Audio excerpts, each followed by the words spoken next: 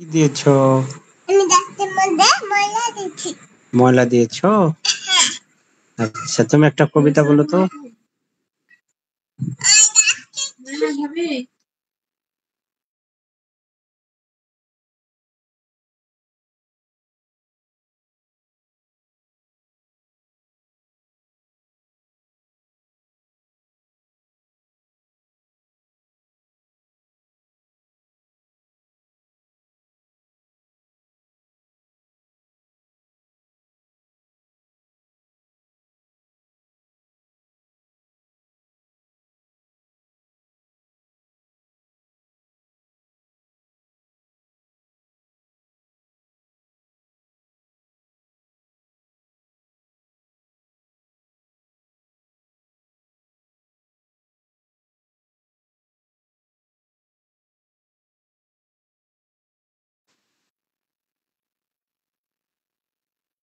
আসসালামু আলাইকুম ওয়া রাহমাতুল্লাহ।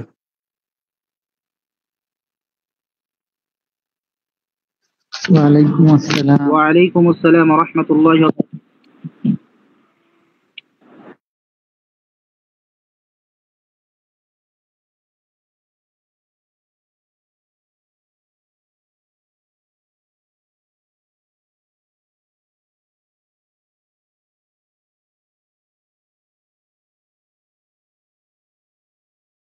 আশা করি সবাই ভালো আছেন, সুস্থ আছেন।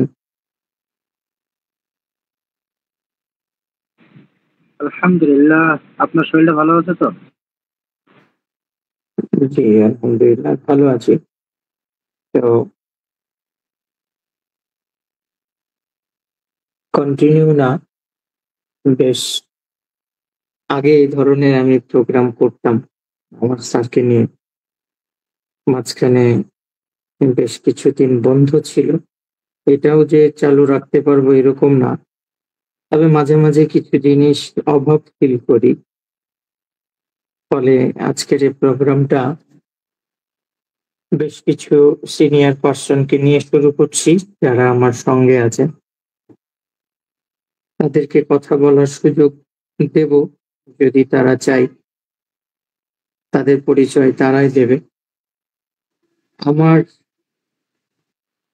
নিজের পরিচয় দেওয়ার মতো তেমন কিছু নেই। হোমিওপ্যাথিকে দেখতে আসছি, জানতে আসছি এই পৃথিবীতে। যদিও আমি একজন এলোপ্যাথি ঘরের সন্তান,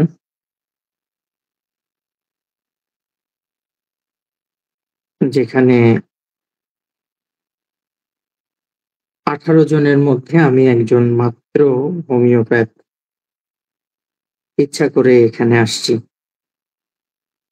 শুধুমাত্র অল্টারনেটিভ পদ্ধতিতে কি হয় এটা জানা এবং দেখার জন্য। বিভিন্ন জায়গায় দৌড়িয়েছি, গেছি, শিখেছি, লাঞ্ছিত হয়েছি, অপমানিত হয়েছি। সব মিলিয়েই আমি আরকি চেষ্টা করি মানুষকে সত্য জানানোর। যখন আমি হোমিওপ্যাথিতে আসি তখন শুনতাম হোমিওপ্যাথিতে সব রোগ ভালো হয়। কিন্তু এখন এসে দেখি ঠুনকো অনেক জিনিস হোমিওপ্যাথিতে ভালো হয় না। তবে এতটুকু বিশ্বাস করি, মনে প্রাণে বিশ্বাস করি, আমরা একজন হোমিওপ্যাথ ফেল করতে পারি, বিফলে যেতে পারি, কিন্তু হোমিওপ্যাথি যেটা, এটা কখনো বিফলে যেতে পারে না। আমি বলি একজন হোমিওপ্যাথ হিসাবে আমি বিফলে যেতে পারি। একজন পেশেন্ট একজন হোমিওপ্যাথের কাছে আসতে লেট করে বিধায় সে বিফলে যেতে পারে, কিন্তু হোমিওপ্যাথি যে চিকিৎসা ব্যবস্থা, এটা বিফলে যেতে পারে না। আবার এটাও সত্য, প্রত্যেকটা চিকিৎসা বিজ্ঞানের, হোক অ্যালোপ্যাথি, হোমিওপ্যাথি, আয়ুর্বেদি, আইসোপ্যাথি সহ আরো যা আছে, সবারই একটা বর্ডার লাইন আছে, বাধ্যবাধকতা আছে, ফলে আমরা বিফলে যাই, এটাও আমি বিশ্বাস করি। কিন্তু ঢালাও ভাবে যে বলি হোমিওপ্যাথিরা অ্যালোপ্যাথি ভালো না, এখনই যদি আপনার শ্বাসকষ্ট শুরু হয়, আপনি হোমিওপ্যাথি ডাক্তার হয়েও হোমিওপ্যাথিকে ভুলে আগে দৌড় মারবেন অ্যালোপ্যাথি ডাক্তারের কাছে, মানে ইমার্জেন্সিতে অক্সিজেনের দরকার। আবার ওই দিক থেকে চিন্তা করলে মনে করি যে অক্সিজেন শুধুই অ্যালোপ্যাথিদেরই, আমাদের হোমিওপ্যাথিদের না। কেন না? কারণ আমাদের ইমার্জেন্সি নাই। কিন্তু বাইরের দেশগুলোতে যতটুকু ঘোরার সুযোগ হয়েছে, আধুনিক হোমিওপ্যাথি যতটুকু দেখার সুযোগ হয়েছে, এগুলো সবই তাদের কাছে আছে এবং সে অনুযায়ী তারা পারে। তো আজকের প্রোগ্রামের কথা হচ্ছে, টাইটেল হচ্ছে, বিষয় হচ্ছে জানতে চায় জানাতে চাই। কেন এটা দিলাম, এটা হলো মূল কথা। সবাই তো ভালো করে শুনতে পাচ্ছেন নাকি? কথা স্পষ্ট? জি, আলহামদুলিল্লাহ ভালো শোনা যাচ্ছে। জানতে চাই জানাতে চাই। আমার বাবাদের এর একটা গ্রুপ আছে, এখনো আছে, অনেকে মারা গেছেন, অনেকে জীবিত আছেন। আমার চাচাদের একটা গ্রুপ আছে, অনেকে মারা গেছেন, অসুস্থ, অনেকে জীবিত আছেন। তাদের মধ্যে একটা বন্ডিং আছে, বন্ধুত্ব আছে। প্রবলেমে পড়লে একজন আরেকজনকে সহায়তা করে, বুদ্ধি দেয়, পরামর্শ দেয়। বাস্তব সত্য কথা যেটা, আমি হোমিওপ্যাথিতে এটার অভাব অনুভব করেছি। নাই এমনটা বলবো না, আমি অভাব অনুভব করেছি। বাংলাদেশের হোমিওপ্যাথদের সঙ্গে চলাফেরার থেকে বেশি চলাফেরা আমার ইন্ডিয়ান হোমিওপ্যাথদের। তাদের মধ্যেও আমি কিছু কিছু জায়গায় এটা পেয়েছি, তবে কিছু কিছু জায়গায় পাইনি। কিছু কিছু জায়গায় পেয়েছি খুব অকওয়ার্ড অবস্থায়, বিশ্রী নিকৃষ্ট অবস্থায়, যেটা আমাকে পীড়া দেয়। জানতে চাই জানাতে চাই উদ্দেশ্য হচ্ছে, আপনি যা জানেন আমি এটা শিখতে চাই, জানতে চাই। আমি যা জানি সেটা আপনাদেরকে শেয়ার করতে চাই। আমার ছোট চাচা, উনি রাজশাহী বিশ্ববিদ্যালয়ের টিচার। চাচা বলেন যে আমি ক্লাস নিতে যাই শিখতে, কারণ অনেকদিন এমন হয়েছে যে টপিক, যে সাবজেক্টের উপরে ক্লাস নিতে যাচ্ছি, ওটা সম্পর্কেও আমি যতটুকু জানি এর থেকেও বেশি জানে হচ্ছে আমার ছাত্ররা, এরমও পেয়েছে। চাচারের কথাটা খুব আমার লেগেছে। অনেকে আছেন, আমাদের রাজশাহীতে একজন প্রবীণ ডাক্তার ছিলেন, মারা গেছেন, তো চিনতেন ঠসা ডাক্তার নামে। ওনারা ওপার বাংলা থেকে এসে খুব ভালো প্র্যাকটিস করেছেন।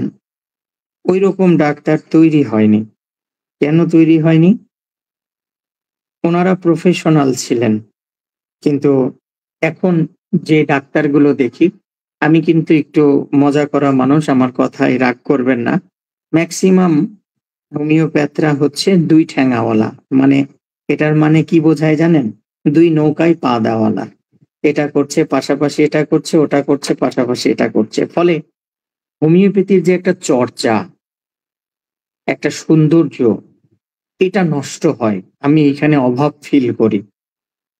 আবার অনেক চাকরিজীবীদের সঙ্গে আমার পরিচয় আছে, ঊর্ধ্বতন কর্মকর্তা, সরকারি লেভেলের থেকে একদম নিচ পর্যন্ত, যাদের উদ্দেশ্য হচ্ছে শেষ বয়সে গিয়ে কি করব, পেনশনের টাকাটা পাবো আর পাশাপাশি হোমিওপ্যাথি করব, পকেট খরচ হবে, এইরকমও পাই। তবে অত্যন্ত আমি আনন্দিত, বর্তমানে কলেজগুলো বেশ ডেভেলপ হয়েছে, পরীক্ষা নিরীক্ষা করে ছাত্রছাত্রী ভর্তি নিচ্ছে। আশা করি নেক্সট প্রজন্মটা হোমিওপ্যাথির জন্য বেশ কাজ করবে, আমরা দেখে যেতে পারবো। তো বেশি গল্প না বলি, জানতে চাইবো, আপনারা জানতে চাইবেন, আপনাদের কথাগুলো শেয়ার করবেন, আমার কথাগুলো আমি শেয়ার করব। এভাবে যদি আমরা শেয়ার করতে পারি, তাহলে এই যে সমাজে একটা আমাদেরকে যে অকার্ডনেস ভাবে, আমাদেরকে একটু অন্য চোখে দেখে, আমরা এখান থেকে বেরিয়ে আসবো। আমি একজন হোমিওপ্যাথ হলেও অ্যালোপ্যাথি বেশ কিছু সেক্টরে আমার কাজ করার সুযোগ হয় প্রতিনিয়তই, এবং আমাকে যেতে হয়। সেখানে দেখি যখনই হোমিওপ্যাথির কথাটা বলি তারা নাক সিটকায়, কিন্তু আমি অ্যালোপ্যাথির কথা শুনলে কখনো নাক সিটকায় না, কারণ আমার ওটা সম্পর্কেও জানা, এটা সম্পর্কেও জানা। ওটাও একটা চিকিৎসা বিজ্ঞান, এটাও একটা চিকিৎসা বিজ্ঞান। কিন্তু যারা নাক সিটকায় তারা দেখি যে হোমিওপ্যাথি সম্পর্কে জানতেই চায় না। তো এটা হলো বড্ড সমস্যা আমাদের বাংলাদেশের বা বাংলা ভাষায় যারা কথা বলি এদের মধ্যে একটা সমস্যা, যে আমাদের জানা চাই। অনেকে আমাকে চেনেন, আমি মাঝে মাঝে গল্প বলি। আমার এক ফুপা আছে, উনি ওই জঙ্গল থেকে গাছ নিয়ে আসে, ওনার কাছে গ্রামের মানুষরা ট্রিটমেন্ট করতে যায়। তো শুনতে শুনতে উনি চোখের পলকেই নাই হয়ে যায়। মানে ওই লোকটা গল্প করতে করতে যখন একটু অন্য মনস্ক হয়, ফুপা চুপ করে চলে যায়, গিয়ে গাছটা হাতের তালুতে ডলতে ডলতে নিয়ে আসে, দিয়ে একটা সাদা গ্লাসের মধ্যে ওটা ধুয়ে রুগীকে খেতে দেয়, বলে যে আবার 7 দিন পরে আসবা। ফুপার কাছে রুগী ভালো হয়, উনি এটার জন্য কোনো পয়সা নেন না, ওখানেও ভালো হচ্ছে। আসলে কি, এইভাবে খেলাধুলার বাইরে আমাদেরকে যেটা ভাবতে হবে, যে আমার সামনে যে রুগীটা বসে আছে সে আসলে আমার কাছ থেকে কি চাচ্ছে। যারা আমার কথার সঙ্গে অমত হবেন অবশ্যই লিখে রাখবেন এবং ওটা বলবেন আমাকে, ঠিক আছে? আমি যেহেতু শুরু করছি, হোস্ট করেছি, তাই আমি আমারটা বলে নিই, এরপরে আপনাদেরটা শুনবো। অনেকে সরাসরি যুক্ত আছেন, অনেকে লাইভে যুক্ত আছেন। যারা লাইভে যুক্ত আছেন তারাও আপনাদের প্রশ্ন করবেন, অবশ্যই দেখব। এবং যারা সরাসরি যুক্ত হতে চান তারা ওই যে গ্লোবাল হোমিওপ্যাথি ফাউন্ডেশন বলে যে গ্রুপটা আছে আমাদের, গ্রুপ চর্চা, সেখান থেকে সরাসরি যুক্ত হতে পারেন। তো আমরা যখন প্র্যাকটিস করব যে সামনে যে ব্যক্তিটা বসে আছে সে কি চায়, এটা হচ্ছে মূল কথা। এই যে সামনে যে ব্যক্তিটা কি চায়, ও ওই চাওয়াটাই বোঝে। ও কিন্তু বুঝে না আমরা মায়োজমেটিক ট্রিটমেন্ট করব, আমরা থেরাপিউটিক্স করব, আমরা ক্লিনিক্যাল করব, আমরা কনস্টিটিউশন করব, না কি করব, সামনের এই রোগীটা কিন্তু বোঝে না। আমার এই কথার সঙ্গে নিশ্চয় একমত। বুঝে বলেন? কেউ বোঝে না। যেমন উদাহরণ হিসাবে আমি এখানে একটা ছবি প্রেজেন্ট করে রেখেছি। এটা আজকেরই আমার একটা রোগীর ছবি। বেশ দেখতে পাচ্ছেন অনেকেই হয়তো এই ছবিটা। তো এখানে একটা জিনিস দেখেন, এটা হলো রোগীর রাইট নি জয়েন্ট, মানে ডান হাঁটুর অবস্থা, সে নিয়ে আমার কাছে আসছে। এখানে আমরা যারা আছি, বোঝেন প্যাথোলজি বা এক্সরে এমআরআই রিপোর্ট বোঝেন, তারা নিশ্চয় দেখতে পাচ্ছেন খুব সুন্দর করে এখানে দেখা যাচ্ছে যে রোগীর 2 জয়েন্টের মধ্যে, আমি মেডিকেল টার্ম না ইউজ করে ওপর নিচের হাড্ডি বলছি, কেমন, এইটার সঙ্গে এই নিচেরটার যে স্পেসটা এটা কমে গেছে, মানে জয়েন্ট স্পেসটা রিডিউস হয়েছে। রিডিউস মিন্স কমে যাওয়া, খাটো হয়ে যাওয়া। আবার এটা বোথ ভিউ করা হয়েছে এপি ল্যাটারাল ভাবে। এখানে দেখেন আরো স্পষ্ট বোঝা যাচ্ছে এই যে লেগে গেছে। ফলে কি হয়, এই রোগী হাঁটতে লাগলে নিচের সাথে উপরের ধাক্কা লাগতে পারে, ঘর্ষণ লাগতে পারে, বা হঠাৎ করে কেউ ডাকছে, এই তুমি আসো তো আমার দিকে, দৌড়ে যাওয়ার সময় আর যেতে পারছে না, আটকে যাচ্ছে, খোঁড়ায় খোঁড়ায় যাচ্ছে। এই রোগীর অবস্থা কেন? এই যে জয়েন্ট স্পেসটা রিডিউস হয়ে গেছে, কমে গেছে। আমি এইগুলো পেশেন্ট যে পরিমাণ দেখি, সেই দিক থেকে বলতে একরকম বাধ্য হচ্ছি এই রোগটা ঘরে ঘরে এখন।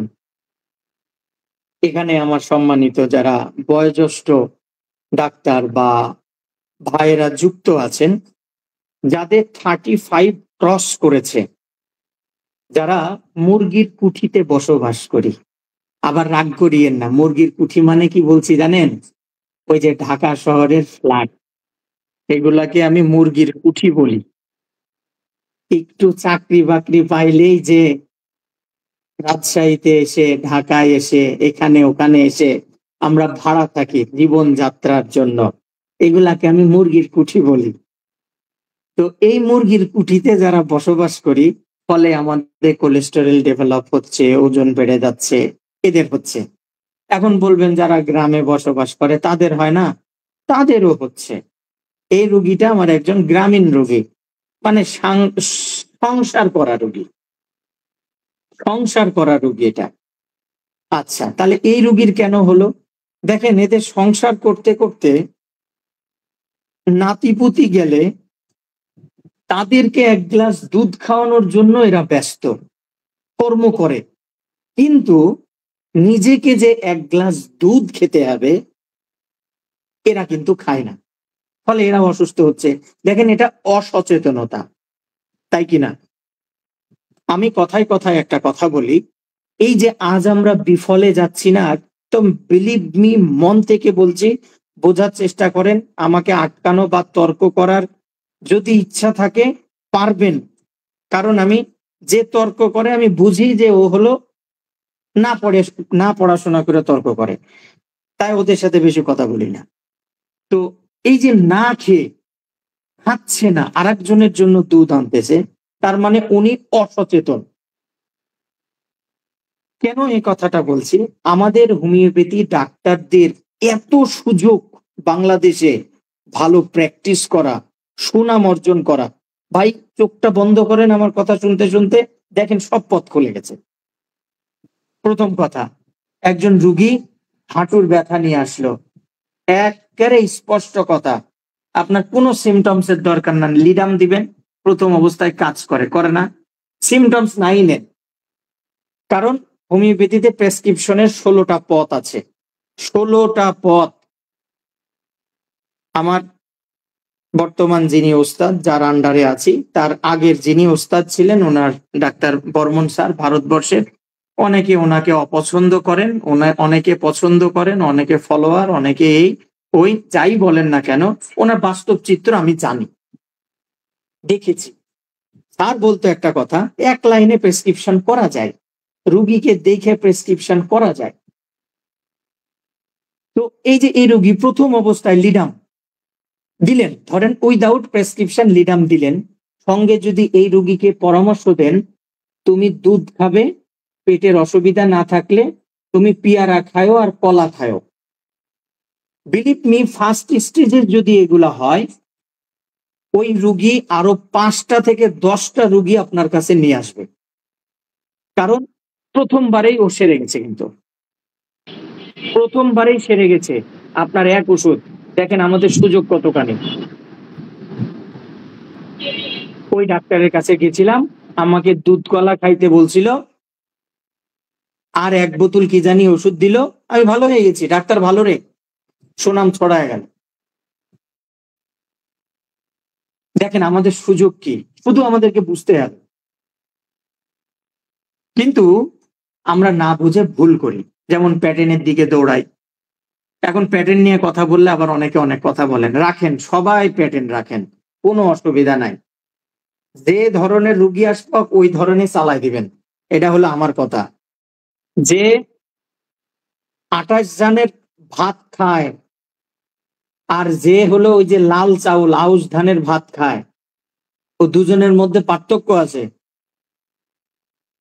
তো রুগী যেমন আপনার বুঝানোর কাজ বুঝাইবেন, না বুঝলেও ছেড়ে দিবেন, অসুবিধা নাই। কিন্তু যেটা বলতে চাচ্ছি, আমাদের সুযোগ, আমরা আরো, আমার মূল উদ্দেশ্য সব সময় যেটা নিয়ে আমি কাজ করি, আমাদের প্র্যাকটিস বাড়াইতে হবে। তাই বলে তাই বলে ডেক্সামেথেসন ট্যাবলেটের পাতা ভাঙ্গিয়া ওই পিটিকে বলে ওই ওষুধ বেচা যাবে না। আমি টাটকা কথা বলতেছি। কেউ কেউ অ্যাজিথ্রোমাইসিন, ফ্লুক্লক্সাসিন সহ আরো অনেক কিছু ভাঙ্গে গুঁড়ে করে বিক্রি করেন। আমি জানি ভাই, আমার ক্ষমতা আছে, আমি অ্যালোপ্যাথি ওষুধ হোমানে লিখতে পারি। আপনি লেখেন, আমার সমস্যা নাই, আপনি পরামর্শ দিতে পারেন। যেমন আজকে বগুড়া থেকে এক ভাই ফোন করেছে কিছুদিন আগে, ওনার দাদির ক্যান্সারের জন্য আমার কাছে আসছিল। তো আমি ওনাকে আইরিস ভার্স প্রেসক্রিপশন লিখে দিলাম যে এটা 30 পোটেন্সি কিনে নিয়ে এসে খান। সে খুঁজে এসে বলে যে স্যার পাইলাম না। রাজশাহী শহর থেকে বগুড়াতে ওষুধ পাঠানো সম্ভব? আর এই কুরিয়ারের ওষুধ পাঠানোকে আমি হকারি ওষুধ পাঠানো বলি। আমার মতামত, আপনাদের না।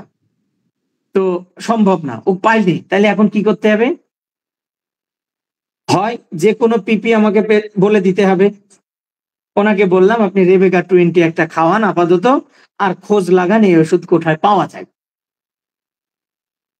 ওনাকে সাহায্য করা হলো, ওনাকে একটা পরামর্শ দেওয়া হলো। এটা খারাপ না কিন্তু। এখন বলবেন আপনি অ্যালোপ্যাথি ডাক্তারের সওয়াল, আপনার মধ্যে আপনি তো মিক্স, তাহলে আপনি হাইব্রিড।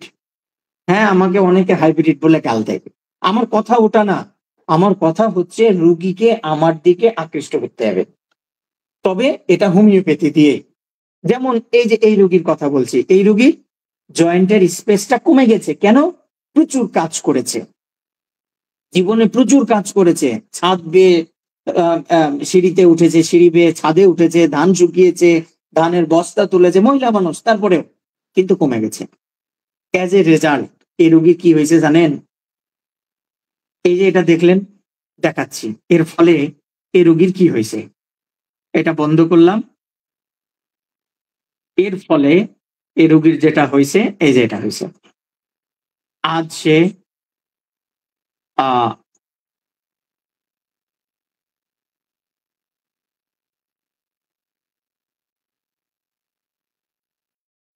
সে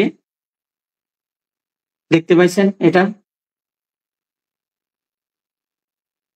44 বয়সের দিকে লক্ষ্য করেন। পেশেন্টের বয়স 44, তার আরে 20, মানে তার শরীরে বাত পজিটিভ। কি কষ্ট বলেন তো এই রোগীর।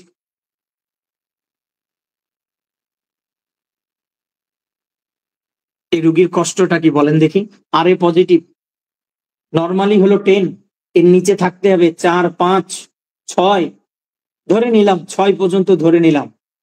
10 ক্রস করেছে, এখন হয়ে আছে হচ্ছে 20। প্রচন্ড ব্যথা, প্রচন্ড ব্যথা। দেখেন প্যাথোলজি পরিবর্তন হয়ে যাচ্ছে, প্যাথোলজি পরিবর্তন হয়ে যাচ্ছে। আমাদেরকে প্যাথোলজি, অনেকে বলে না যে প্যাথোলজির দরকার নেই। আরে ভাই, প্যাথোলজির প্রচুর দরকার, প্যাথোলজির প্রচুর দরকার। কেন দরকার জানেন? আমরা যখনই প্যাথোলজি পরিবর্তন করে প্রুফ দেখাইতে পারবো। এই যে দেখো, 20 ছিল, আমি সিওনেন্থাস দিছি, কমে গেছে, এই যে দেখো এখন 6 চলে আসছে। অ্যালোপ্যাথি ডাক্তার ওখানে কিছু বলতে পারবে? পরিবর্তন ওরা কি বোঝে? ওরা কি বোঝে? ওরা প্যাথোলজির পরিবর্তন বোঝে। আর আমাদের হোমিওপ্যাথিতে কি লেখা আছে? রোগীর সমস্যা চলে গেছে মানে রোগী ভালো। সমস্যাও যেহেতু গেছে, রোগী যেহেতু মানসিকভাবে ইমপ্রুভ করেছে, রোগীর প্যাথোলজিও পরিবর্তন করতে হবে। আর যখনই এইভাবে পরিবর্তন আসবে, ওরা তখন আমাদের দিকে নজর দেবে, আমরা এগিয়ে যেতে পারবো। দেখেন, আমি কখনো কোনো হোমিওপ্যাথি ডাক্তারের সঙ্গে পাঙ্গা নড়ি না, ভালো লাগে না। কারণ আমি হোমিওপ্যাথি ডাক্তার, ও হোমিওপ্যাথি ডাক্তার, কোনো না কোনো কিছু হচ্ছে। আমি সবসময় পাঙ্গা নড়ি হলো অ্যালোপ্যাথি ডাক্তারদের সঙ্গে। আমাকে প্যাথোলজি পরিবর্তন করাইতে হবে।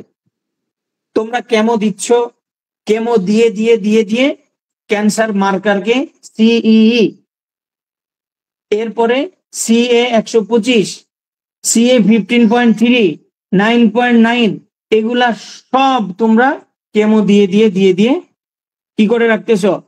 ঠিক রাখতেছো। তোমাদের হুবহু কাজটা আমি আমার হোমিওপ্যাথি ওষুধ দিয়েই করব। ওদের কেমো, আমাদের তো মাদার টিংচার আছে না? অনেকে এখন মাদার টিংচারের কথা বললে আবার লাভ দিয়ে উঠবেন। ভাই হাস্যকর কথা কাজ করবেন না, সব আছে, সব আছে। মাদার কোথায় কিভাবে ব্যবহার করতে হয় না হয়, ওই যে ক্লার্কের ডিকশনারি বলে 2টা বই আছে না, সুন্দর করে পড়বেন, ক্লার্কের রেফারেন্স গুলো পড়বেন, দেখবেন, বুঝবেন, বরিকের গুলো দেখবেন, এমনকি মার্ফি তার বইগুলো লোটাস ম্যাটেরিয়া মেডিকা আছে, ভালো করে পড়বেন। যারা সিনিয়র আছে ওদের কাছে যাবেন। আমি প্রেজেন্ট বাস্তবতা পছন্দ করি। অমুক দাদা ভাইয়ের তমুক দাদা ভাইয়ের তমুক করে গেছিল, চোখ দিয়ে দেখিনি, ও বিশ্বাস করি না। কান সিলে নিয়ে গেল, আমি সিলের পিছনে দৌড়ানো মানুষটা, আমি কানের কাছে দৌড়ানো মানুষ। কারণ রোগী পরিবর্তন চায়, আমাকে পরিবর্তন করতে হবে। সম্ভব? অবশ্যই সম্ভব। তাহলে এই রোগীর আমাদেরকে কমিয়ে নিয়ে আসতে হবে। আমি আজকে দেখাচ্ছি, আমি এই রোগীর এই বাত হোমিওপ্যাথি দিয়ে কমিয়ে আমি আপনাদেরকে ওটাও কিন্তু দেখাবো। আর একটা জিনিস দেখাই, দেখেন এই যে এখানে 20, সবাই দেখতে পাচ্ছেন না? আরো বড় করে দেবো। যারা মোবাইল স্ক্রিনে দেখতে পাচ্ছেন তারা কি ঠিকঠাক দেখতে পাচ্ছেন? নাহলে একটু জুম করেন গো। এই যে আমার মোবাইল আমি জুম করছি, বিশাল বড় দেখা যাচ্ছে। জি আলহামদুলিল্লাহ দেখা যাচ্ছে। আচ্ছা, আর একটা জিনিস দেখেন, ফলো করেন কিন্তু।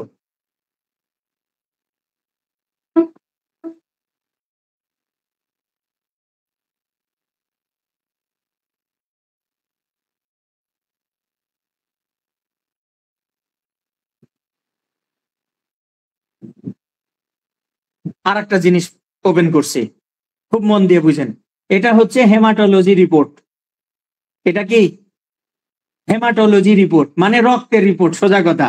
ওই যে সিবিসি করতে দিই, যার ফুল ফর্ম হচ্ছে কমপ্লিট কি ব্লাড।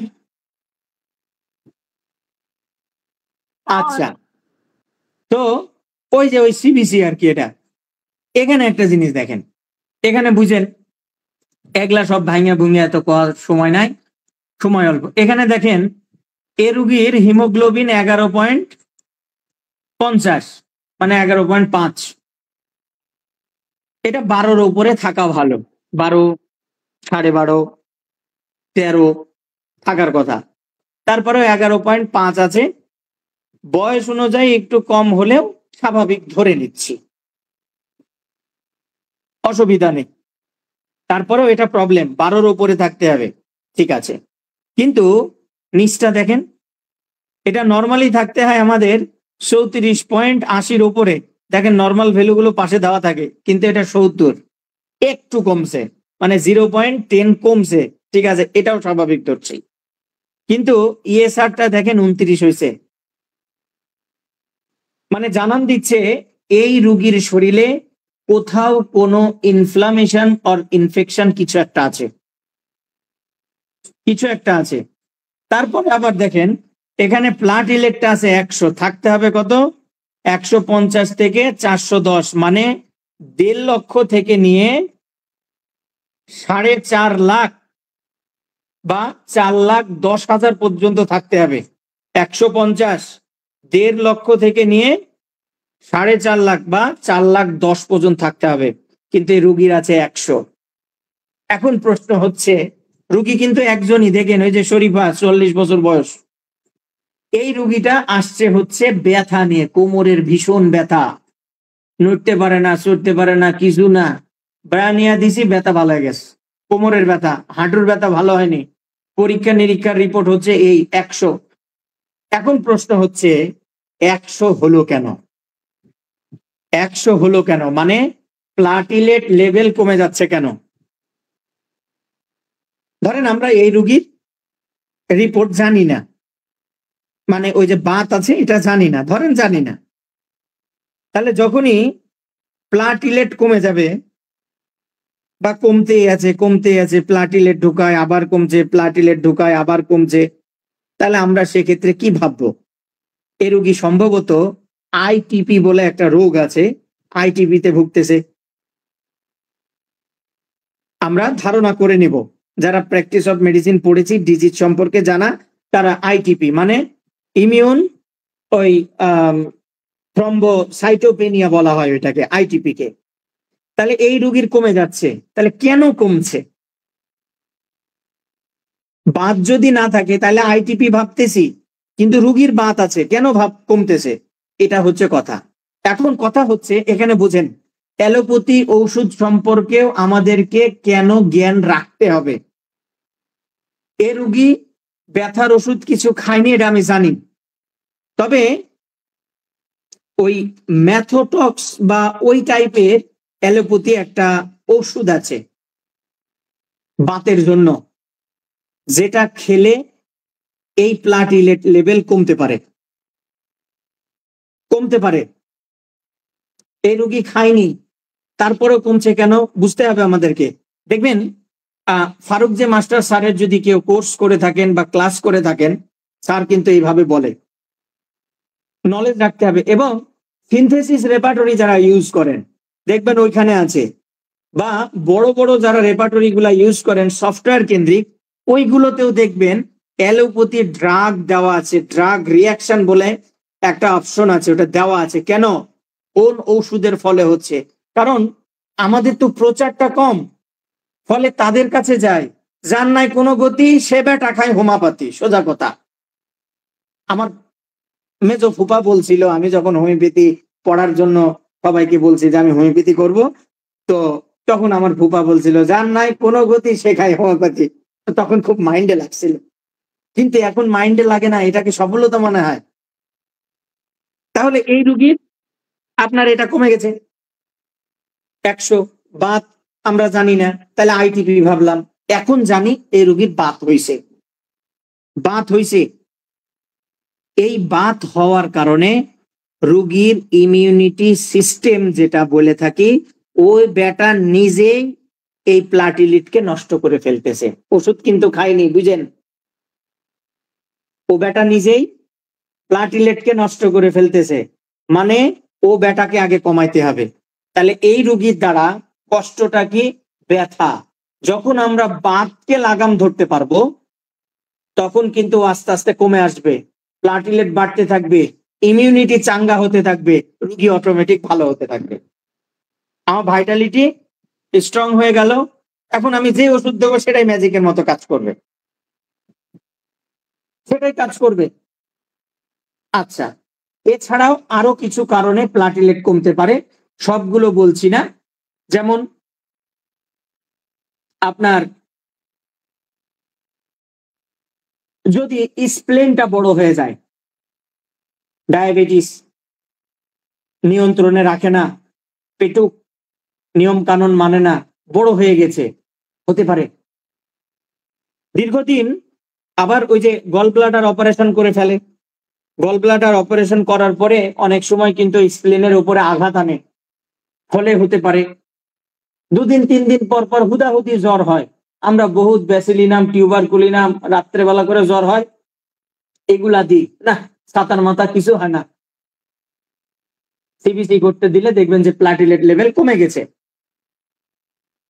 নিউট্রোপেনিয়া বলে একটা বিষয় আছে, সেটা কমে যেতে পারে, ফলে এরকম হতে পারে।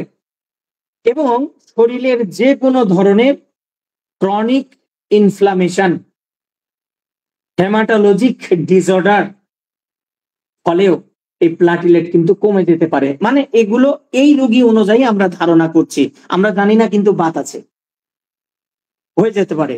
তাহলে ইনফ্লামেশন, বাত কি? একটা আর্থ্রাইটিস বাত ইনফ্লামেশন না একটা, বলেন?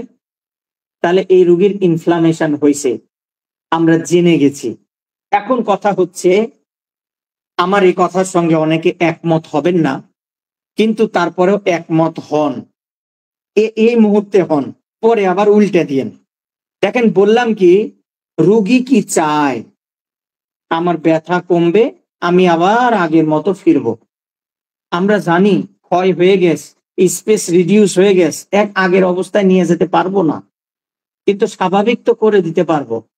কিন্তু আমরা অনেকে কি বলে, আসেন হোমিওপ্যাথি খান সব ভালো হয়ে যাবে। এগুলা হকারি কথা ভাই, এগুলা বলবো না আমরা। আমার কথা হলো এগুলা বলবো না। এগুলা কথার জন্য অ্যালোপ্যাথি ডাক্তাররা আমাদেরকে ঘৃণা করে। আমার কথা হলো, আমি হলো গুচি মাছ, তোগোর সাথে ফাইট করতেছি, তোগোর মধ্যেই থাকবো। যেমন গুচি মাছ কাদার মধ্যে থাকে, যেটা কাদার মধ্যে থাকে সেটা স্বাদ বেশি হয়।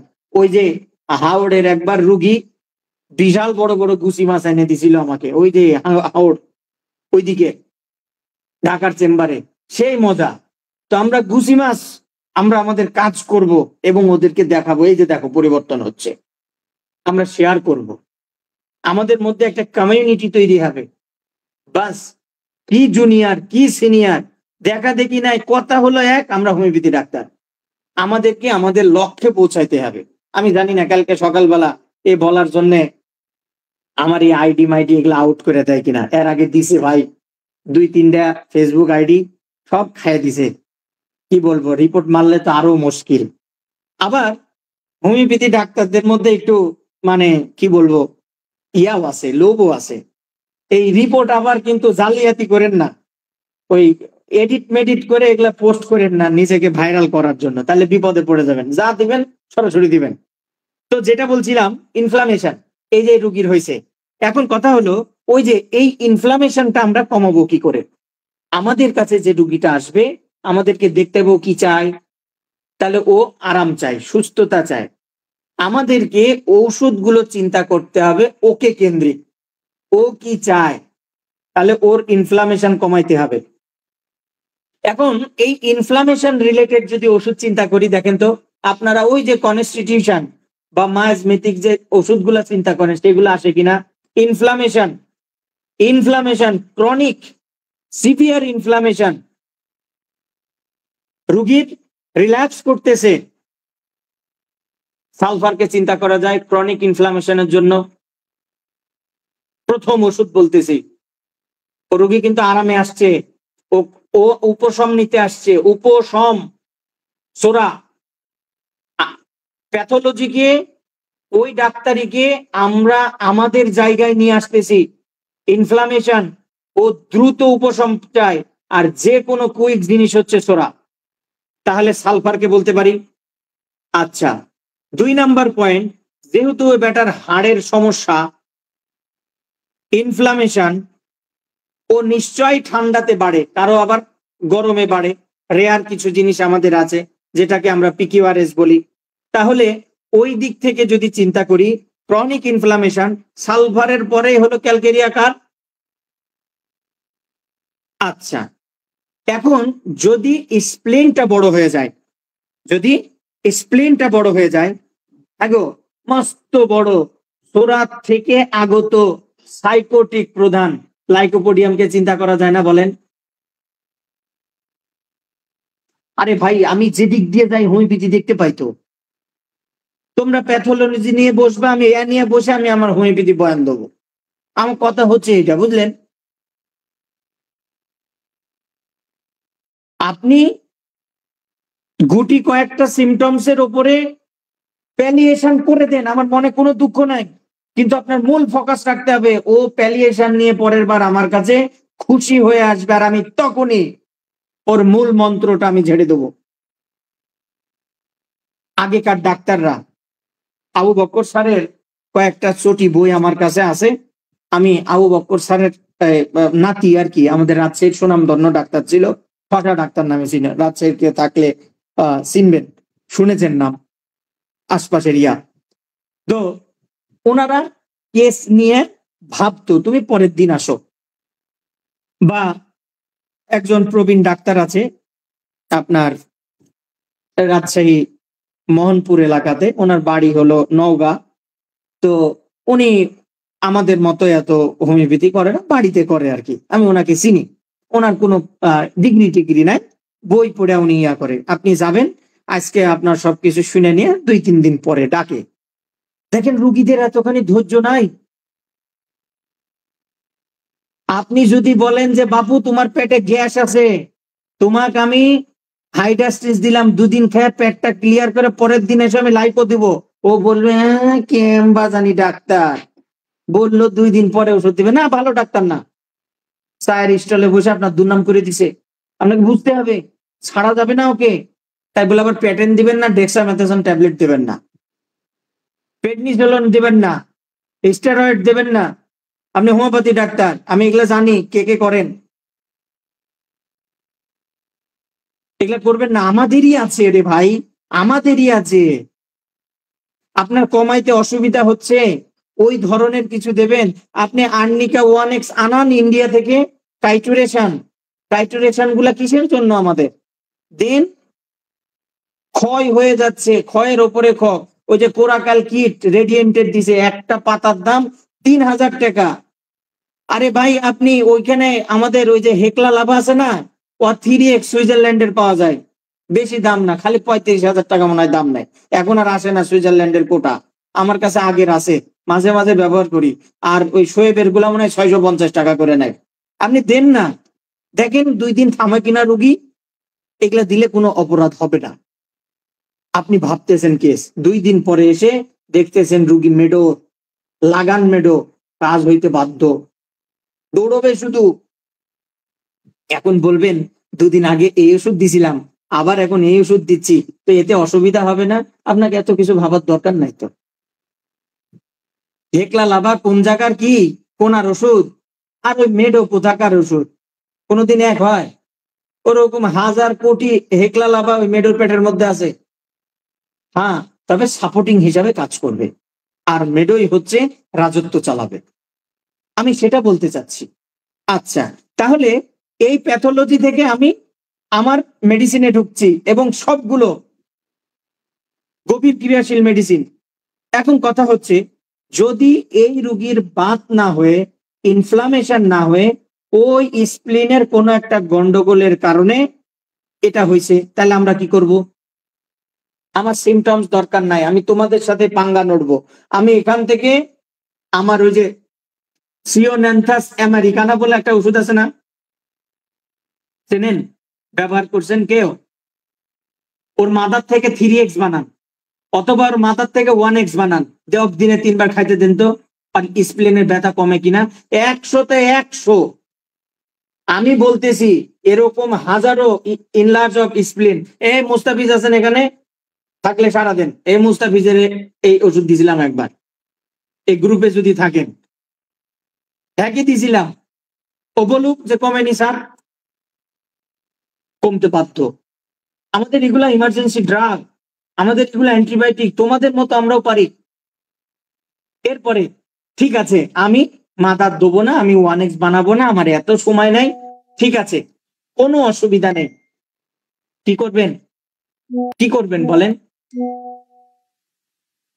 আমাদের ক্রনিক অবস্থায় যখন যাবে, লাইক স্টেট অফ ম্যালেরিয়া, ওইখান থেকে ইনফ্লামেশন হয়েছে কোথায়? কোন জায়গায়? স্প্লিনে। আমরা চায়নাকে ভাবতে পারি না, যেটা দিয়ে হোমিওপ্যাথির এত নামগাম কামাইলাম? বলেন, চায়না আছে কিন্তু। আচ্ছা, রজন শঙ্করনের বইতে, রজন শঙ্করনের একটা লেকচারও আছে, দেখবেন, চিনিনিয়াম আর্স কি, এগুলা গভীর ক্রিয়াশীল ওষুধ না? অনেকে বলেন আমরা সিঙ্গেল মেডিসিন ইউজ করি, ডবল করি না। চিনিনিয়াম আর্স কিডা? ক্যালকেরিয়া কাপ, ক্যালিবাইক, ব্যারাইটা আয়োড, এগুলো তো সব জোড়া মারা ওষুধ। Group of remedy, combination of remedy, এগুলা কি গো? কন বাস্তব কথা বলতেছি।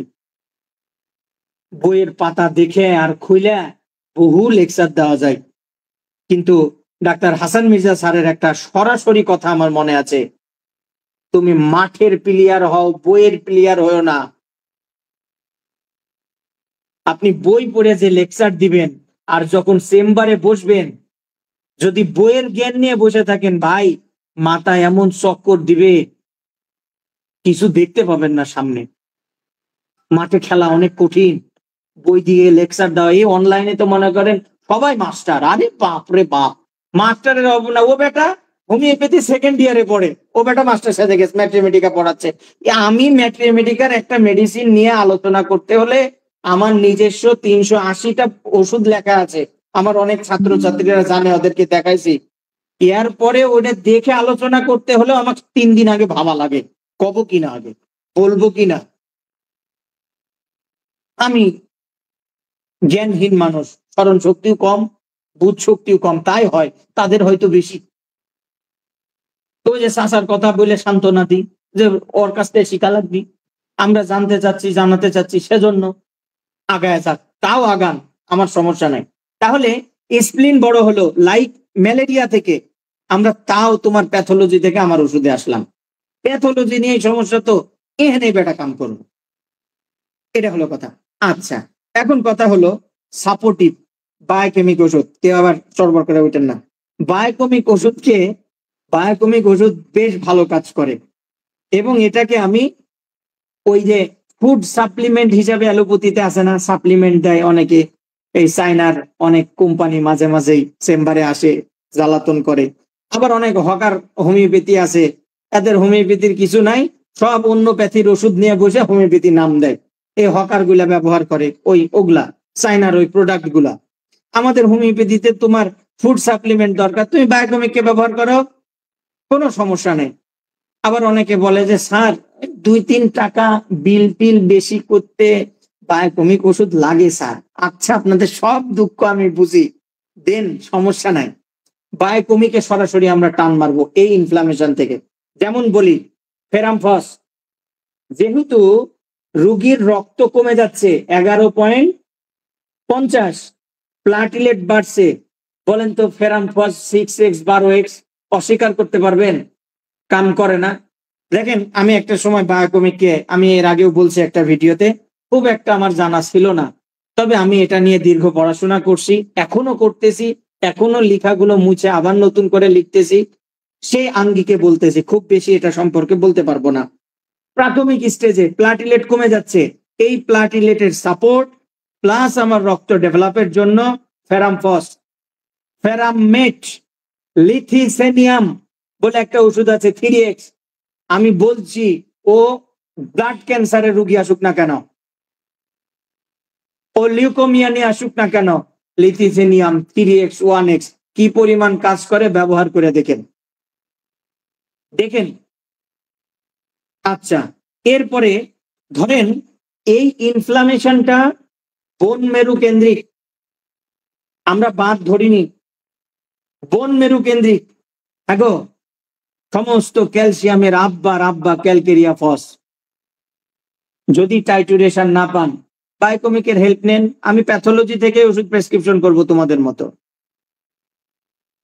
আপনি ইতিহাস নিয়ে দেখতে পেলেন ও জন্মের পর থেকেই এরম রোগায়,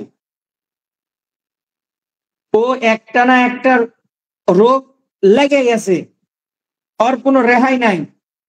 বাপ দীর্ঘ শ্বাস ফেলে বলছে জীবনে যা ইনকাম করেছি আমার এই ছেলে মেয়ের পেছনে শেষ করে দিলাম। হলো না ক্রনিক ক্যালকেরিয়া ফসেট, হলো না বলেন টিউবারকুলিনাম, যেতে পারলাম না ওই পর্যন্ত। এই হোমিওপ্যাথি কঠিন কিছু না, খালি বুঝেন, মানুষকে দিয়ে, প্রকৃতি দিয়ে খালি বোঝেন। হারাম না যে সিভিলিনাম প্রেসক্রিপশন করছি পরে অরামমেট দেওয়া যাবে না, হারাম কিছু না, প্রতিনিয়ত চেঞ্জ হচ্ছে, কষ্ট পায়েন না আমার কথায়। এরপরে হচ্ছে আর একটা জিনিস বলি। আচ্ছা, তাহলে ধরেন এটা ব্লাডের ইনফ্লামেশন হয়েছে, যেটাকে ক্রনিক ইনফ্লামেটরি ডিজিজ বলছি, CID। আমরা ওখানে কি ক্যালিমিউর, বায়োকেমিক না দেন, আমাদের হোমিওপ্যাথিতেই আছে ক্যালিমিউর 30। দেখেন ওর প্রথম কথায় কি লেখা আছে, হেরিং গাইডিং সিমটমস, লোটাস খোলেন। ক্যালিমিউরকে সমস্ত ধরনের ইনফ্লামেশনের কি বস বলা হয়। তাহলে তোমার ওখান থেকে আমি আমার জায়গায় আসলাম, এবার আমি আমার কাজ করব, মেলাবো পিকিউলারিটি কি আছে, ওর চাওয়া পাওয়া কি। আমি আপনাদের ক্ষেত্রে আলাদা হতে পারে, প্যাথোলজি পরিবর্তন হয়েছে, আর এইভাবে ঔষধে এসে 100 জন রোগীর মধ্যে 80% রোগীর ক্ষেত্রেই হোমিওপ্যাথির মূল সুর মিলে গেছে। আমি আমার প্র্যাকটিসে দেখেছি মূল সুর মিলে গেছে প্যাথোলজির সঙ্গে। আমি ওই দিন আরো বেশি স্বপ্ন দেখেছি এটা দিয়ে করা সম্ভব, খালি দরকার কিছু শক্তিশালী হাত। ভেড়ামলা মানুষ আমাকে অনেকেই স্বপ্ন দেখিয়েছিল, যেখানেই গেছি খালি দেখি যে পয়সা। আমি রুগীর কাছ থেকে গলা কেটে 5,000, 10,000, 8,000, 9,000 এরকম টাকা নিতে পারি না। অনেকে এখানে আমার রুগী আছেন, অনেকে রুগী পাঠান, এরকম বহুত আছেন, পারি না। চিকিৎসা খরচ রাজশাহীতে কম, ঢাকাতে ভাড়া ভুড়ি বেশি লাগে। খরচ, চান্দা ভাইয়েরা আসে, চান্দা পান্দা এগুলো অনেক কিছু দিতে হয়। দিয়ে জুত ছয় একটা মানুষের কাছ থেকে নিয়ে কোন রকম নিজে ফিরে আসার মতো হয়। তাছাড়া বেশি কিছু হোমিওপ্যাথি করে আজ 13টা বছরে পড়ছি, কিছু করতে পারিনি এখন পর্যন্ত। তো এভাবে চলতেছি, কিন্তু স্বপ্ন দেখি আমি হয়তো বেঁচে থাকতেই এই হোমিওপ্যাথিকে চর্চা হবে সরকারি ভাবে, হোমিওপ্যাথিকে চর্চা হবে অ্যালোপ্যাথিক স্টাইলে, তারা মেনে নেবে হোমিওপ্যাথিতে কাজ হয়। কিন্তু শুধু প্রয়োজন আধুনিকতার সঙ্গে আমাদেরকে আমাদের মূল সুরটা ধরে রাখতে হবে। আধুনিকতার সঙ্গে আমাদেরকে আমাদের মূল সুর ধরে রাখতে হবে। আমি এই রুগীকে অরাম মেটালিকা মোয়ানেম প্রেসক্রিপশন করেছি, যে রিপোর্টটা আমি আপনাদেরকে দেখালাম। এখন বলেন ইনফ্লামেশনের কত বড় ওষুধ অরামমেড প্যাথোলজি থেকে। বেঁচে থাকার কোনো দরকার নেই, আমার বিশাল বড় রোগ হয়ে গেছে, একা একাই আমার ক্যান্সার হয়নি তো, আমার হাড়ের মনে হয় কিছু হয়ে গেছে, এগুলা গল্পের মধ্যে আসছে, কিউরিসিটি। ফলে বেঁচে থেকে কি লাভ? কান্নাকাটি করে চলে যেতে চায়। আসলো আমার কনস্টিটিউশনে, আপনি বলবেন প্যালিয়েশন আসলো, আর কি বলবেন? আমি আমার মূল ওষুধে আসছি এবং আমি এর ফলো আপ দেখাবো। এই রিপোর্টের প্যাথোলজি পরিবর্তন হবে এই ওষুধে। রোগীর স্প্লিন বড় হয়নি, আমি আলটাও পেয়েছি, স্বাভাবিক আছে, ফ্যাটি লিভার আছে। হয়তো এই ব্যথা বেথু ভালো হওয়ার সঙ্গে সঙ্গে যদি ভালো হয়ে যায় তো ভালো হলো, নয়তো আমাকে কার্ডোয়াস মারির সাহায্য নিতে হবে, নিলেই এই কেসটা আমার সলভ হয়ে যাবে। আমি এভাবেই রুগী দেখছি, আর এভাবেই আমি তাদের সঙ্গে পাঙ্গা নড়ার চেষ্টা করছি। আমাদের হোমিওপ্যাথিতে ওষুধ আছে, বাংলাদেশে সাপ্লাই নাই। এই যে হোমিওপ্যাথি কনসেপশন বইয়ের লেখক মরহুম আলাউদ্দিন স্যার, উনি সকালবেলা আমাকে ডেকে নিয়ে আসতেন। এখনো আব্দুর রশিদ স্যার বেঁচে আছেন, দুজন আমাকে রাজশাহীর মধ্যে খুব টেক কেয়ার করতেন। তো স্যার বলতো ওষুধ আছে রে, ডাক্তার নাই। এই কথাটা নাকি জেএন কাঞ্জিলালও বলতো। স্যার আর একটা কথা জুড়াইতো, আমার ডাক্তার তৈরি হয়েছে রে অনেক, ওষুধ অ্যাভেলেবেল নাই। তা আসলে কথা সত্য। তো এই ছিল আমার গল্প, বুঝলেন? এইভাবে আমরা আসতে পারি। এখন আপনাদেরটা আপনারা শেয়ার করেন, একে একে শেয়ার করেন, কেমন?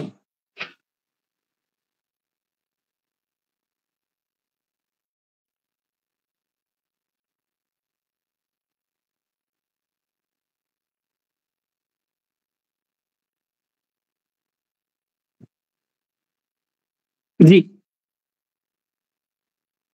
কে বলবেন?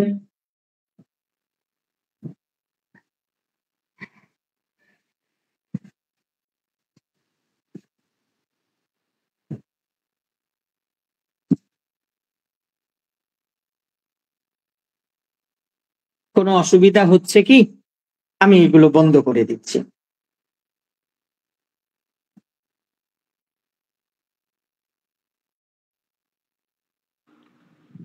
আসসালামু আলাইকুম ওয়া রাহমাতুল্লাহি ওয়া বারাকাতুহু। জি, ওয়ালাইকুম সালাম।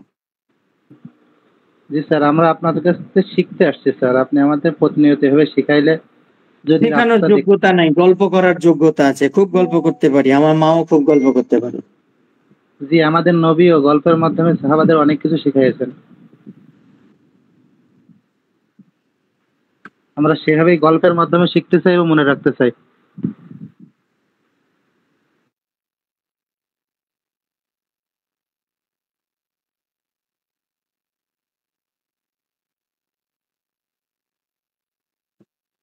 আলুর দিশারি প্রশ্ন করেছেন হচ্ছে আমার দাঁতের ব্যথা, আমাদের প্ল্যান্টগো মাদার আছে, তুলাতে করে লাগাবেন, আর দাঁতের ডাক্তারের কাছে গিয়ে ক্লিন করে নিয়ে আসবেন।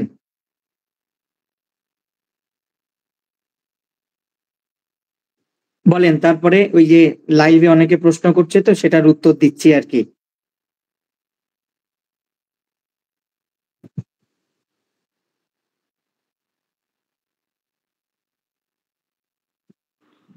স্যার একটা কেস শেয়ার করতে চাচ্ছিলাম স্যার। হ্যাঁ বলেন না, কিন্তু ওষুধ বলে দিতে পারবো না।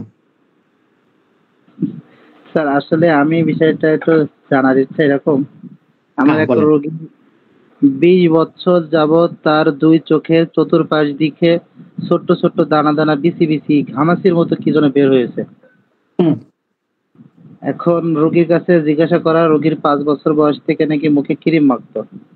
আচ্ছা। এখন সে শুনছে তার দাদি এবং আপনজনের কাছ থেকে যে কোনো এক ক্রিম ডেট ওভার হওয়ার কারণে তার মুখে হুম। এরকম হয়েছে। সে হুম। শিওর নিয়ে বলতে পারে না যে আসলে কি হয়েছে। হুম। এখন সে রোগীর কাছ থেকে আমি যতটুকু তথ্য পেয়েছি, হুম। রোগী বলছে যে আমার এখানে একটা কাজ বেশি হয়, সেটা হলো চুলকায় পর্যাপ্ত পরিমাণ। যখন হুম। চুলকানো শেষ হয় তখন ওই জায়গাটা মনে হয় শুকায় শুকায় যাচ্ছে, মানে কেমন যেন টান টান টান টান লাগে। হুম। এই হলো তার সব থেকে কঠিন কষ্টের কাজ। আর এছাড়া সে মুখে কোনো সাবানও ব্যবহার করতে পারে না, যাই ব্যবহার করে তাতেই কষ্ট পেতে পারে। হুম। এই বিষয় নিয়ে স্যার যদি কিছু একটু বলতেন আমাদের। দেখেন, এখানে কি হয়েছে, উনি ক্রিম মাখতো, ফলে হয়েছে সাপ্রেশনের একটা গল্প আমাদের হোমিওপ্যাথির দৃষ্টিকোণ থেকে আছে। তবে রোগীর বয়সটা কত? এখন বয়স 25 বছর, ওনার 5 বছর বয়স থেকে মেকেছে, তাহলে প্রায় হুম। 20 বছর একটা। চিন্তা করেন, 5 বছর, মানে স্কিনটাই পরিপুক্ত হয়নি নাকি? জি জি। তখনই স্কিনের যে লেয়ারটা হয়তো পুড়িয়ে ফেলেছে, নষ্ট করে ফেলেছে, ফলে হয়েছে। যেহেতু ক্রনিক কেস, আমরা এখানে সালফার সরিনামের পাশাপাশি অ্যাসিড গ্রুপের ওষুধগুলো চিন্তা করতে পারি ফর প্যাথোলজি সিমটমস। জি স্যার। সালফার সরিনামের বাইরে অ্যাসিড গ্রুপের ওষুধগুলো চিন্তা করতে পারি। ওই গ্রুপের মধ্যে ইচেনিশিয়াও পড়ে, এরিজনেরও পড়ে। চিন্তা করবেন এগুলো। ইনশাল্লাহ স্যার, আমি তার তথ্য নিয়েছি। তার প্রস্রাবের দুর্গন্ধ, সাথে মিষ্টি পছন্দ, এই জাতীয় তথ্য বলছিলেন। এখনো ক্লিয়ার ভাবে তার কাছ থেকে আমি সবকিছু শুনতে পারিনি, যতটুকু কথা হয়েছে এতটুকুই তার কাছ থেকে পেয়েছি। আচ্ছা শুনেন, এবং এই কথাগুলোর উপরে দেখেন, পেয়ে যাবেন একটা ওষুধ। ইনশাআল্লাহ স্যার, দোয়া দরকার। জি।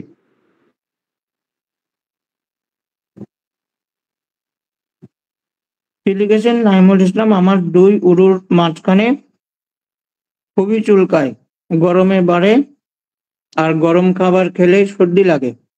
গরম খাবার খেলে সর্দি লাগে, কি করতে পারে? আপনার অ্যালার্জির লেভেলটা কত গো আইজি নাইমুল ইসলাম?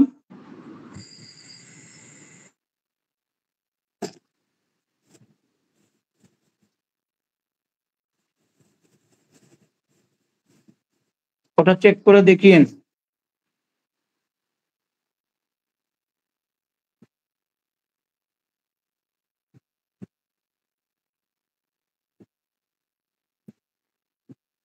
অ্যালার্জি আছে, ওটা কমাবেন। তবে আরেকটা জিনিস বলি, এই যে আমরা করোনার টিকা দিয়ে থুক করি, এটা আবার মুখ দিয়ে বলা যাবে না, বললে আবার ফেস হ্যাং হয়ে যাবে। যাই হোক, আমরা যেগুলা দিছি আর কি, এভাবে কই, যেগুলা দিছি এ দিয়ে ইমিউনিটি চলে গেছে। এখানে সাইলেসিয়া আর ইচেনিসিয়া, সাইলেসিয়া আর ইচেনিসিয়া, ইচেনিসিয়া 1x 2x, এগুলা চিন্তা করবেন, ইমিউনিটি চাঙ্গা হয়ে যাবে। মানে এটা আমার প্র্যাকটিক্যাল অভিজ্ঞতার কথা বললাম।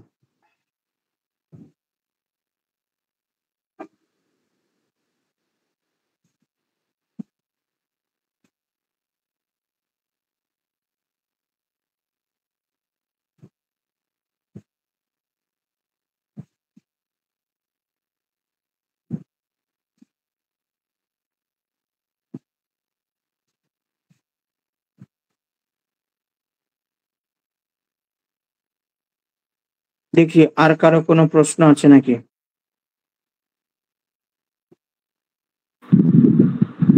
স্যার ফাঁকে আরেকটু কথা বলার ইচ্ছা ছিল স্যার। বলেন না।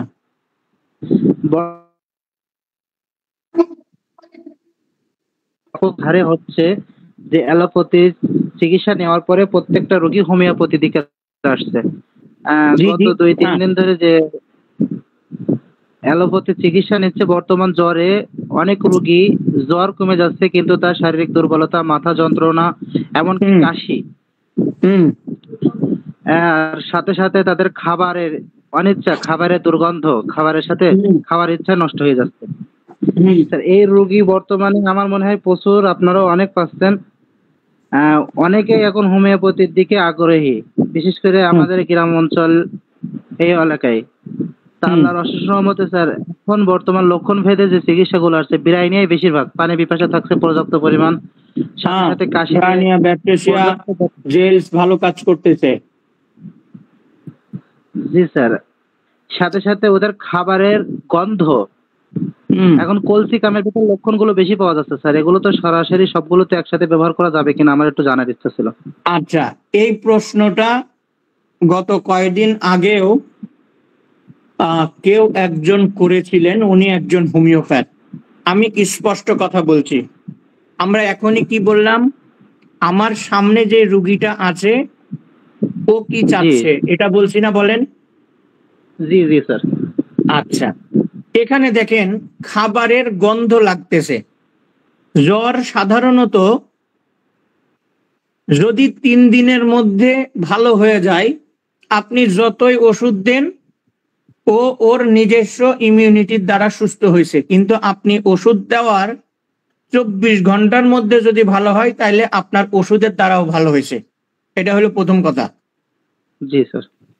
তাহলে আমরা সাধারণ নলেজে যেটা জানি যে খাইলেই গায়ের শক্তি হয়, নাকি গ্রাম অঞ্চলের মানুষ এটা বলে খাইলেই গায়ের শক্তি হয়।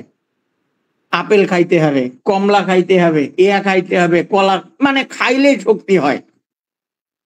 তাহলে আপনার সামনে যে রুগীটা আসছে ওর মূল চাওয়া কিন্তু থাকবে আমার খাওয়ার ব্যবস্থা করে দেন।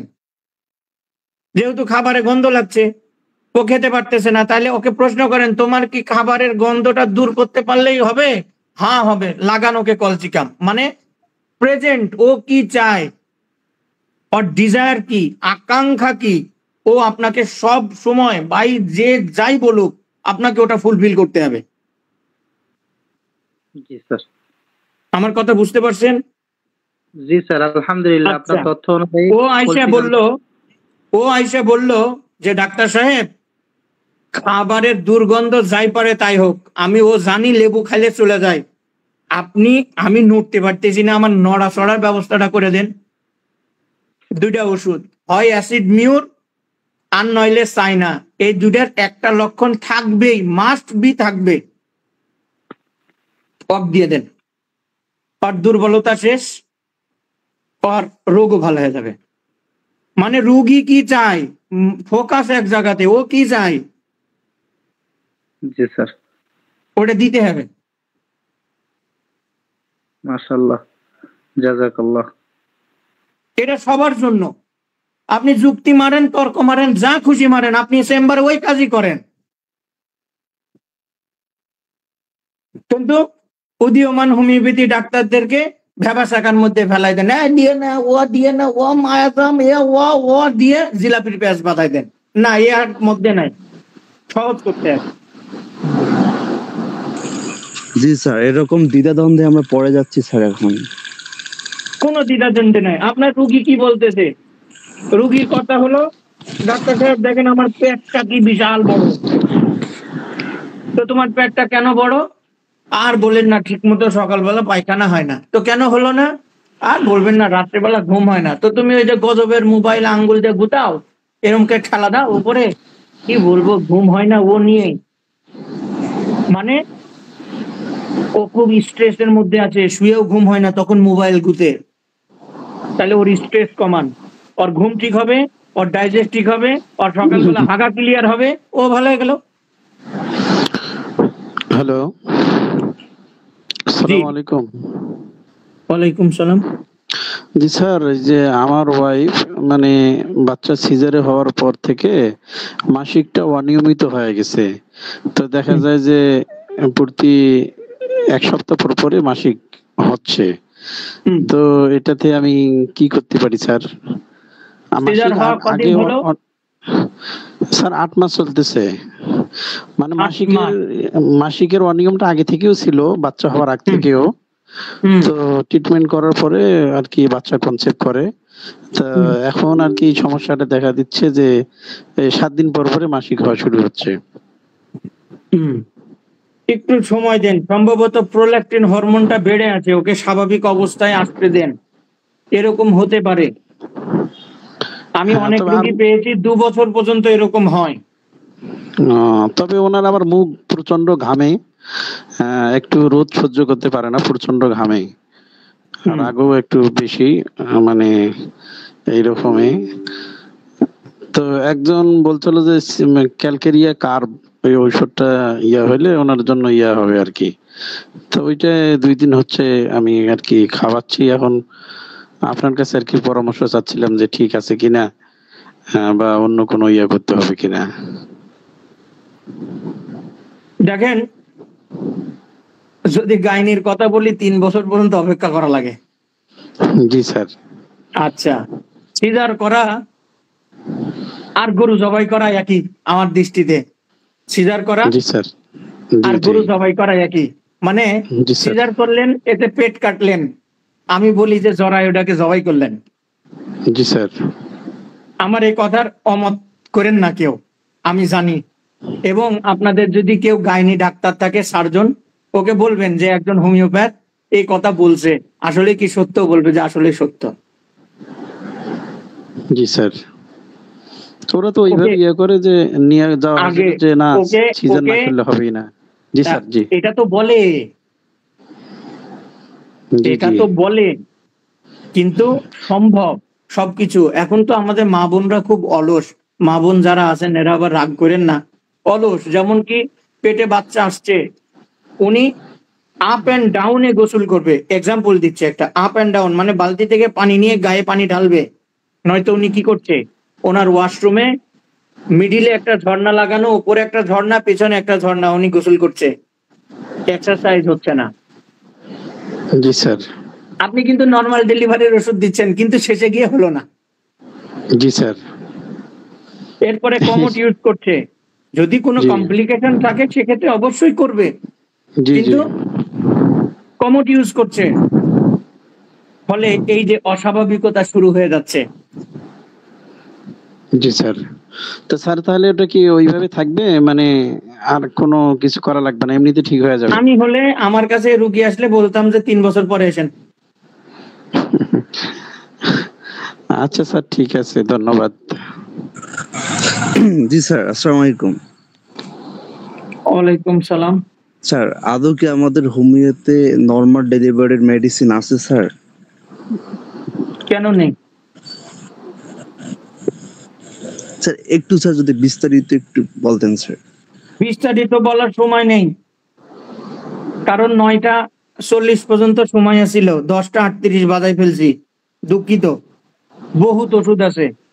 এমনকি আমার ওই রুগী আমার এই পেজে আছেন, নাইম সাহেব, আমি ওনার নামও উচ্চারণ করলাম, উনি দেখলে হয়তো কমেন্টস করতে পারে, দেখেন। ওনার প্রথম বাচ্চার বয়স 4 বছর। বিআরবি হসপিটালে একজন গাইনি স্পেশালিস্টকে নিয়মিত দেখায় এবং পুরো প্রেগনেন্সি পিরিয়ডটাই আমার কাছে। ওনার বাচ্চা নরমালে হয়েছে, একটা সিজার করা, তারপরেও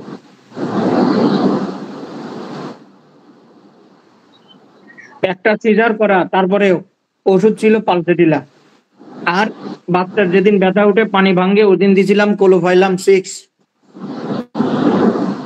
এখন আর কি প্রমাণ নেবেন বলেন? আর রিপোর্ট দেখবেন, তাও দেখাইতে পারবো।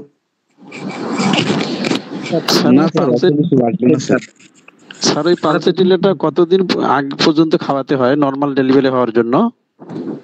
এটা নরমাল ডেলিভারির জন্যই না, ওর পালসেটিলা সিমটমস ছিল তাই দিছি। আমি ক্যালকেরিয়া কার্ড দিয়েও নরমাল ডেলিভারি করছি।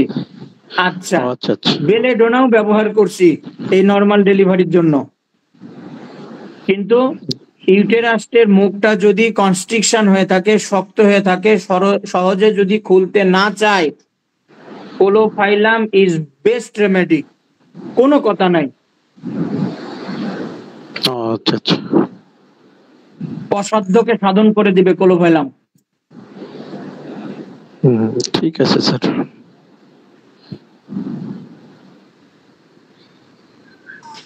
জি স্যার, নর্মাল ডেলিভারির ক্ষেত্রে স্পেসিফিক কি কি মেডিসিন বেশি ব্যবহৃত হয় যদি আমাদের বলতেন, আমরা পরে দেখে নিতাম। পরবর্তীতে বলবো। জি স্যার, ধন্যবাদ স্যার। আসসালামু আলাইকুম। তারপরেও যেহেতু বললেন তাই বলেই ছাড়ি।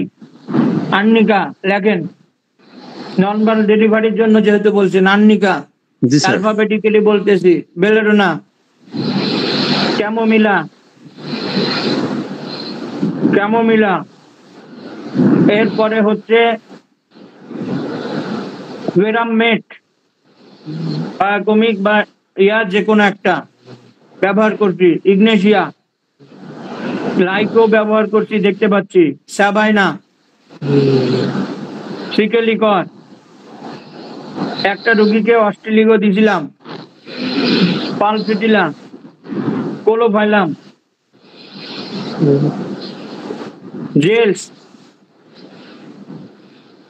অ্যাকোনাইট, একদম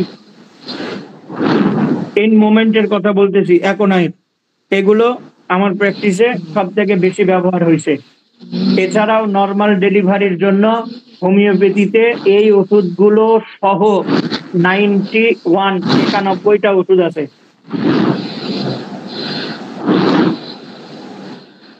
জি, তারপরে কে বলছিলেন? আমি বলছি। ওয়ালাইকুম সালাম।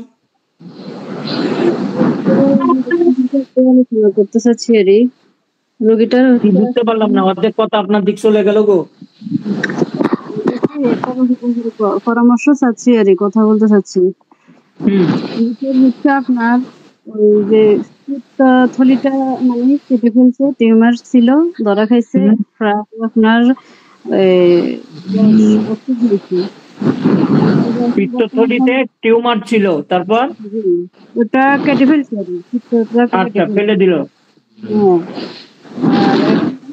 বর্তমান সমস্যা হচ্ছে হার্টের সমস্যা। হার্টে প্রচন্ড ব্যথা, বুক দরপড় করে, মানে ব্যথা উঠলে সে পাগলের মতো হয়ে যায়, মানে বসা থাকে না, এমন পরিস্থিতি হয়। তার পুরো শরীরে মানে ব্যথাটা হাঁটে, পুরা জায়গায় জায়গায়, বিভিন্ন জায়গায় ফিটে, হাতে, বিভিন্ন জায়গায় ব্যথাটা হাঁটে। এরপরে এখন আমার সন্ধান পাই, আমি গেছি, যাওয়ার পরে ও বলতেছে যে আপনি আসছেন, আপনার দ্বারা যে আমি সুস্থ হয়, মনে হয় যে আমি নতুন করে জীবন ফিরে পাবো। ঠিক আছে, এমন দরপড় করে, মুখের গন্ধ হয়েছে, বুকে জ্বলা পোড়া আছে, পেট জ্বলা পোড়া আছে, আপনার খাবার তো খাইতেই পারে না, প্রচন্ড, মানে একটু একটু খাইলো ডেকুর ডেকুর, একদম বন্ধ থাকে না, কন্টিনিউ ডেকুরে গুলো থাকে। আর জ্বালা, পেটের ভিতরে জ্বালা, বুকে জ্বালা, মানে ব্যথাটা বুকে উঠলে সে আর তার জায়গা থাকে না, বুঝছেন। আর রোগের কথা বিবরণ করতে মানে বলার সাথে সাথে শুধু সে কান্না করতে থাকে। যা দেখলাম প্রত্যেকটা রোগের কথা বলতেছে আর কান্না করতেছে, আর বলতেছে যে আপনি যদি আমার করেন জীবন পাইছি, এমন বলতেছে। এখন আমি তাকে অ্যাকোনাইট, মৃত্যুর ভয় আছে তার, মানে সংসার, স্বামী, মানে এই কষ্টের জ্বালা তার কোনো কিছুই ভালো লাগে না। আর আমি একদিন অ্যাকোনাইট দিয়ে অবজারভেশন করছিলাম, করার পরে মানে মোটামুটি তার থেকে ভালো লাগলো একটু দেখলে। এরপরে আবার বুকে ব্যথা উঠছে, আবার সে পাগল হয়ে গেছে, মানে পুরা মানসিক এমন পর্যায়ে, এত অস্থির, তার থেকে কিছুই ভালো লাগে না। পুরা ঘরে ঘরে হাঁটি, মানে কি করবো আমি, কি দ্বারা ভালো হবো, আমার মনে হয় যে আমি আর ভালো হবে না, আমি মরে যাবো, তার। এখন এরপরে কয় যে না, আমি মনে হোমিওতে ভালো হবে না। মাত্র 3 দিন ওষুধটা মানে চলছে, 3 দিন আমি ইয়ে দিছি আর এখন এটা একদিন দিছিলাম, তার এমন পর্যায়ে তারপরে কয় যে ঢাকা আমি চট্টগ্রাম যাবো, আমি এলোপ্যাথিক ডাক্তার কাছে যাবো, ওষুধ খাবো। আমার ভালো হবে না। সিমটম গুলো যেগুলো আমি পাইছি এগুলো তো সবই মানে আমাদের হোমিওপ্যাথিক মেডিসিনের লক্ষণগুলো আমি স্পষ্ট পাইছি। এখন কি করা যায় রোগী সম্বন্ধে, মানে কি ওষুধ গুলো আসতে পারে, তার জিজ্ঞা পরীক্ষার দাম আছে মোটামুটি। ধন্যবাদ, আপনার প্রশ্ন বুঝতে পেরেছি। দারুণ একটা জিনিস আমাদের সঙ্গে শেয়ার করেছেন, এই জন্য আপনাকে স্যালুট জানাই। আচ্ছা, রুগীর বয়সটা কত বলেছিলেন যেন? বয়স হচ্ছে 48 বছর। 48 বছর। এর জীবনে দুঃখে ভরা, এটা বোঝা যাচ্ছে। দুটো কাজ করবেন, প্রথমে এই রুগীকে ইসিজি করাবেন, এরপরে ইসিজি যদি কিছু না আসে তাহলে এই রুগীকে ইকোকার্ডিওগ্রাম করাবেন। যদি ইকোকার্ডিওগ্রামেও কিছু না পান তাহলে একে ইকোকার্ডিওগ্রামের 100% পাবেন, দেখবেন ওর হাড়টা নিচ দিয়ে পানি জমে গেছে, আর নয়তো হাড়টা বড় হয়েছে। সঙ্গে টেস্টের পিএ ভিউটা করতে দিন, দেখবেন যে হাড়টা বড় হয়ে গেছে। যদি এগুলাতেও কিছু না আসে তাহলে এনজিওগ্রাম করতে দিবেন। এই রুগীর এই উৎপত্তি স্ট্রেস থেকে, বুঝতে পারছেন? যেহেতু দেখেন ওর মধ্যে টিউবারকুলার ডায়াবেটিস বিদ্যমান, ও শান্তি খুঁজতেছে, হোমিওপ্যাথিতে হলো না, ও দেখতে সময় দিতে চায় না, ওর দ্রুত সুস্থ হতে চায়, আর এই দ্রুত করতে যেয়ে ও মরবে। এখন এলোপ্যাথিক দেখো স্যার, এলোপ্যাথিক অনেক টেস্ট করছে, আপনি যেগুলা বলছেন সব টেস্ট পরীক্ষা নিরীক্ষা ওষুধ খাইছে, বুঝছেন? সবকিছুর খাই, তারপরে যে আমার সন্ধান হওয়াতে আমি যাওয়ার পরে আমার কাছে এগুলা বলতেছে। এখন আবারও এলোপ্যাথিক হোমিও খাইতেছে, খাইবে। আমি যদি সুস্থ হই, ভালো হই, তাহলে আমি নতুন ফিরে জীবন পাবো এমন বলতেছে, রোগের বিবরণ বলতেছে আর কান্না করতেছে। আর এরপরে যে আবার 3 দিনের মাথায় সে কি করছে, আবার হোমিওটারে বলতেছে যে আমি হোমিও খাবো না, আমি আমার বলছে আমার হাজবেন্ড এলোপ্যাথিক খাইতো, আমি এখন ভালো আছি, এখন খামো, আমার এটাই ভালো, হোমিওতে আমি ভালো হবো না। কিন্তু সে আগে বলছে ভালো হবে, এখন বলতেছে আমি ভালো হবো না। তো আবার চট্টগ্রাম চলে গেছে, এলোপ্যাথিক ডাক্তারে বলছে যে আমি হোমিও ওষুধ খাইছি। এলোপ্যাথিক ডাক্তার বলছে যে আপনি কেন হোমিও ওষুধ খেয়েছেন, আপনি যদি হোমিও ওষুধ খান আমি প্রেসক্রিপশনই লিখবো না। এবার মেলামারি ফালে দিয়েছে, আপনি এখান থেকে যান, আপনি হোমিও কেন খাইতেছেন, আপনি এলোপ্যাথিক খান, এলোপ্যাথিক ভালো করার মালিক আল্লাহ, অবশ্যই আপনি ভালো হবেন, এমন বলতেছে। এরপরে যে এখন এলোপ্যাথিক খাইতেছে, চলতেছে এমন। আর এখন কি করার, মানে মনে হয় যে জটিল কেসটা গুলা যদি রোগী একটু উপশম সান্ত্বনা হয়, তাহলে আমাদের হোমিওটা মানে মনে হয় যে আমার একটা বিশ্বাস আরো আগায় যাইবে, মানে একটা জটিল রোগ যদি একটু উপশম পায়। ওটাই তো প্রথম থেকে বললাম, আমার রুগী কি চাই? রোগী চায় একটু শান্তি, আমাকে শান্তির ব্যবস্থা করতে হবে। আমি এক্ষেত্রে নেট্রামকে চিন্তা করতে পারি, আমি ইগনেশিয়াকে চিন্তা করতে পারি, আমি অক্সালিক অ্যাসিডকে চিন্তা করতে পারি, স্পাইজেলিয়া স্পঞ্জিয়াকে চিন্তা করতে পারি। এরপরে আরো ওকে উপশম দিতে চাইলে হার্ট টনিক ব্যবহার, ক্যাকটাস আমি চিন্তা করতে পারি। এরপরে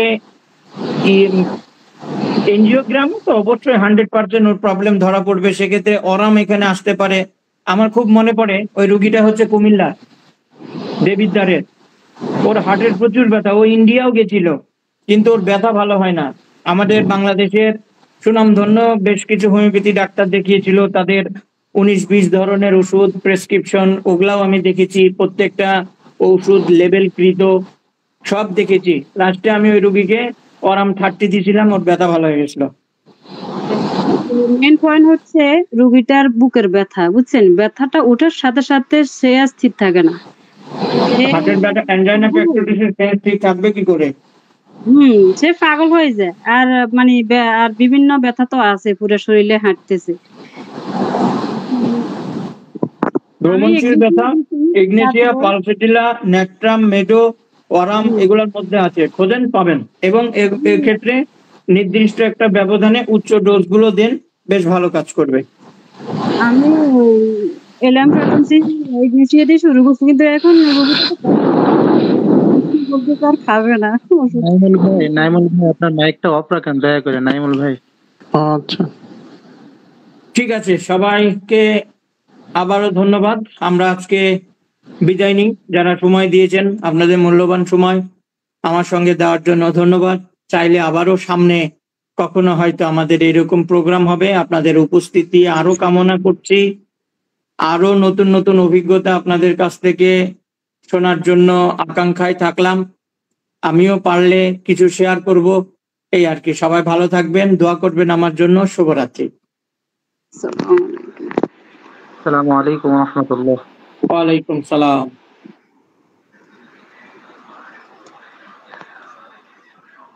এই বাবু আমি এটা কাজ জানি ডাক্তারের সাথে